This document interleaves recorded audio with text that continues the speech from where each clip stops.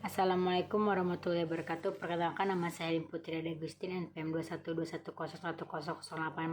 Saya di sini akan membacakan materi tentang tokoh-tokoh yang berpengaruh dalam perkembangan filsafat hukum Islam serta pemikirannya. Baik, tokoh-tokoh filsafat Islam dan pemikirannya. Yang pertama, Al-Kindi.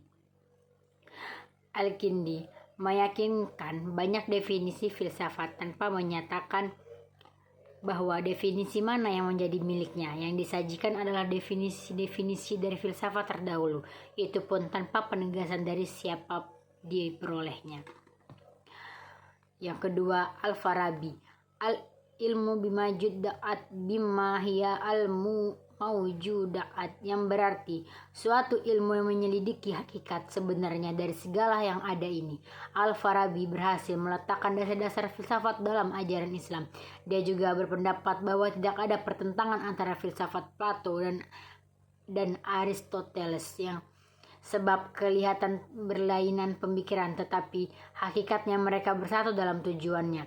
Pola pikir pada bidang mantik dan fisika, Al-Farabi sependapat dengan alur pikir Aristoteles. Dalam bidang etika dan politik, ia sependapat dengan Plato, dan persoalannya metafisika ia berpendapat dengan Plotinus.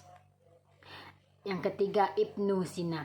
Ibnu Sina dalam hal filsafat, Ibnu Sina mengusahakan memadukan filsafat dan agama. Menurut nabi dan filosof menerima kebenaran dari sumber yang sama, yakni malaikat Jibril, yang juga disebut akal 10 atau akal aktif. Yang keempat, Al-Razi. Metode pemikirannya adalah bersistem pengembangan daya intelektual. Apabila ada seseorang murid bertanya, maka pertanyaan itu tidak langsung dijawabnya, melainkan dilemparkan kembali kepada murid-murid lainnya yang terbagi kepada beberapa kelompok. Beliau juga membahas mengenai filsafat 5 kekal al-qadim. Yang kelima, Al-Razi. Metode pemikirannya adalah bersiftem pengembangan daya intelektual. Apabila ada seseorang murid bertanya, maka pertanyaannya itu tidak langsung dijawab, melainkan dilemparkan kembali kepada murid-muridnya lain yang beberapa kelompok. Beliau juga membahas mengenai filsafat 5 kekal al-qadim. Metafisika Maskawai mencakup pembahasan tentang bukti adanya Tuhan pencipta, jiwa dan kenabian, nubuah dengan kesempurnaan ilmunya itu pikirannya benar, keyakinannya benar dan tidak ragu-ragu terhadap kebenaran.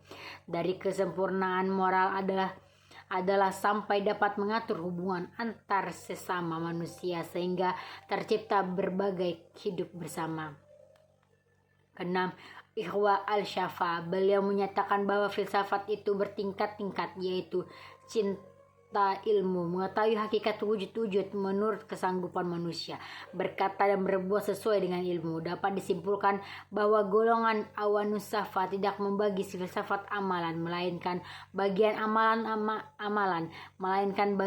amalan ini seluruhnya dimasukkan ke dalam bagian ketuhanan. Di samping itu mereka juga memasukkan politik, kenabian, ilmu keakhiratan pada partikel. Yang ketujuh, Al-Ghazali. Kerangka Al-Ghazali berjumlah lebih dari 100 buah. Kerangkanya meliputi berbagai macam lapangan ilmu pengetahuan seperti ilmu kalam, fikih, tayafuf, akhlak, autobiografi. Sebagai besar kerangkanya adalah berbahasa Arab dan sebagian lagi berbahasa Persia. Yang ke-8, Ibnu Bajjah. Ibnu Bajjah adalah ahli yang menyadarkan pada teori dan praktik ilmu matematika, astronomi, musik, mahir ilmu pengobatan dan studi-studi spektakuler seperti logika, filsafat dan metafisika, sebagaimana yang dikatakan De Boer dalam The History of. Ke-9, Ibnu Tufail. Tentang dunia adalah satu masalah filsafat, adalah apakah dunia itu kekal atau diciptakan oleh Tuhan dan dari ketidakkan atas kehendaknya. Dalam filsafat Muslim, Ibnu Tufail sejalan dengan kemahiran dalakstinya menghadapi masalah itu dengan tepat, sebagaimana tidak seperti pendahulunya, tidak menganut doktrin saingannya sekalipun dia tidak mendamaikannya. Yang ke-10 Ibnu Rushd. Pencari Tuhan. Ibnu Rushd meneliti berbagai golongan yang timbul dalam Islam. Menurut pendapat dia yang paling terkenal ada 4, yaitu Asy'ariyah, Mu'tazilah, Batinah, dan Hasyawiyah. Masing-masing golongan mempunyai kepercayaan yang berlainan tentang Tuhan dan banyak memindahkan kata-kata syara dari arti lahirnya kepada takwilah yang disesuaikan dengan kepercayaan.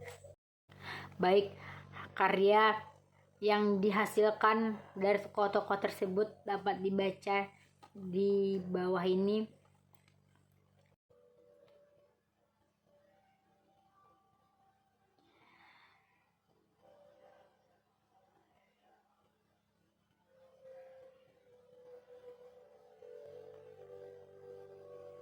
Baik, itu saja mungkin yang dapat saya sampaikan. Saya ucapkan wassalamualaikum warahmatullahi wabarakatuh.